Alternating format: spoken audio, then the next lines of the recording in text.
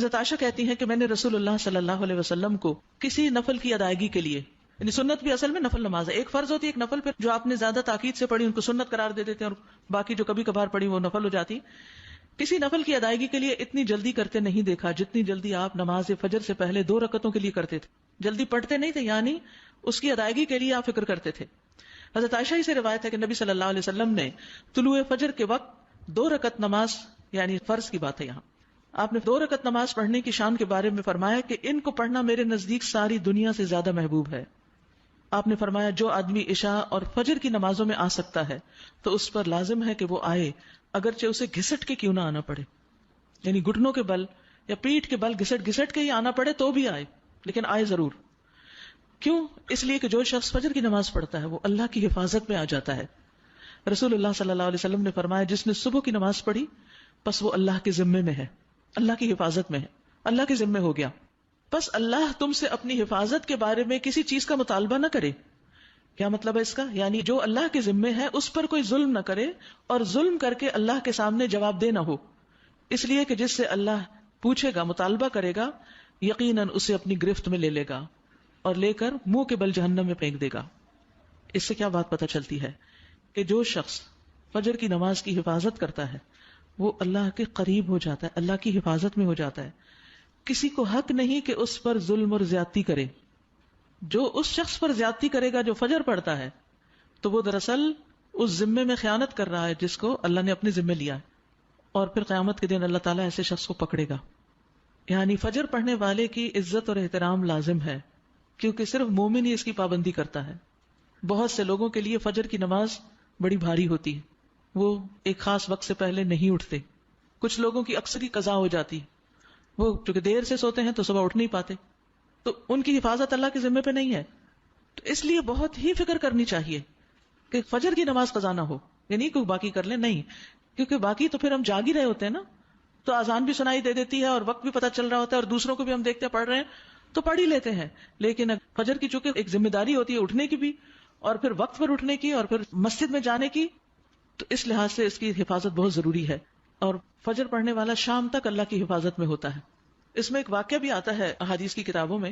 عامش کہتے ہیں کہ سالم بن عبداللہ بن عمر، ابن عمر کے کیا لگے بیٹے اور حضرت عمر کے پوتے، یہ حجاج کے پاس بیٹھے ہوئے تھے. حجاج کے بارے میں سب جانتے ہیں کہ بہت ظلم کرتا تھا. تو حجاج نے ان سے کہا اٹھو اور فلاں آدمی کی گردن مار دو. تو سالم نے تلوار اٹھا لی کیونکہ اس کا حکم تھا مارنے کا، اور اس آدمی کو پکڑا اور محل کے دروازے کی طرف چل پڑا. تو ان کے والد ابن عمر نے ان کو دیکھ لیا جب وہ اس آدمی کو باہر لے کے جا رہے تھے. تو انہوں نے کہا کہ کیا یہ واقعی ایسا کرنے جا رہا ہے؟ انہوں نے 2-3 بار یہ بات دہرائی. پھر باہر لا کر سالم نے اس سے پوچھا کیا تم نے فجر کی نماز پڑھی ہے؟ یعنی جس کو مارنے کا حکم تھا، کہا تم نے فجر کی نماز پڑھی ہے؟ اس نے کہا ہاں. سالم نے کہا پھر تم جس راستے سے جانا چاہتے ہو چلے جاؤ، اور وہ واپس آئے اور تلوار پھینک دی. حجاج نے ان سے پوچھا کیا تم نے اس کی گردن اڑا دی؟ انہوں نے جواب دیا نہیں. حجاج نے پوچھا کیوں؟ سالم نے جواب دیا میں نے اپنے والد کو یہ کہتے ہوئے سنا ہے کہ رسول اللہ صلی اللہ علیہ وسلم نے فرمایا جس نے فجر کی نماز ادا کی وہ اللہ کی حفاظت میں ہے یہاں تک کہ شام ہو جائے. تو ان کے والد نے ان سے کہا کہ سمجھدار رہو، میں نے تمہارا نام اسی لیے سالم رکھا کہ تم سلامت رہو، یعنی اللہ کے ذمے کے اندر خیانت نہ کرو. تو بہرحال اس سے یہ پتہ چلتا ہے کہ انسان سے بڑے بڑے حادثے، بڑی بڑی مصیبتیں ٹل جاتی ہیں جب وہ فجر کی نماز کی حفاظت کرتا ہے. اب تو الحمدللہ ہر شخص کے موبائل پر الارم ہوتا ہے اور موبائل ہر شخص کے سرہانے ہوتا ہے، تو کوئی بھی یہ نہیں کہہ سکتا کہ میں صبح نہیں اٹھ پایا. 1 نہیں 2 3 الارم لگا لیں، 5 منٹ کے وقفے پہ رکھ لیں اس کو، کیونکہ جو شخص یہ 2 نمازیں پڑھے گا، بخاری میں آتا ہے وہ جنت میں داخل ہوگا. ایک اور روایت میں آتا ہے وہ آدمی ہرگز دوزخ میں نہیں جائے گا جس نے سورج نکلنے سے پہلے اور سورج کے غروب ہونے سے پہلے نماز پڑھی، یعنی فجر اور عصر کی. اور پھر آپ نے فرمایا ان نمازوں میں سستی نہ کرو اگر تم اللہ کا دیدار کرنا چاہتے ہو، اس طرح کہ جیسے تم 14ویں کے چاند کو دیکھتے ہو اور تمہیں کوئی دھکم پیل کا بھی واسطہ نہیں پڑے گا. یعنی جو ان نمازوں کی حفاظت کرتا ہے وہ اللہ کے دیدار کے قابل ہوگا. اور پھر بعض اوقات لوگ رات قیام کرتے رہتے ہیں، آخر سے میں سو کے فجر قضا کر دیتے ہیں، کیا تہجد کے لیے اٹھے تھے وہ آنکھ نہیں پھر کلی فجر کے لیے. تو یہ نہیں ہونا چاہیے. عمر رضی اللہ عنہ کہتے ہیں میں صبح کی نماز باجماعت پڑھوں یہ مجھے اس سے زیادہ محبوب ہے کہ میں ساری رات قیام کروں. ساری رات کے نوافل سے زیادہ محبوب ہے کہ فجر کی نماز جماعت کے ساتھ.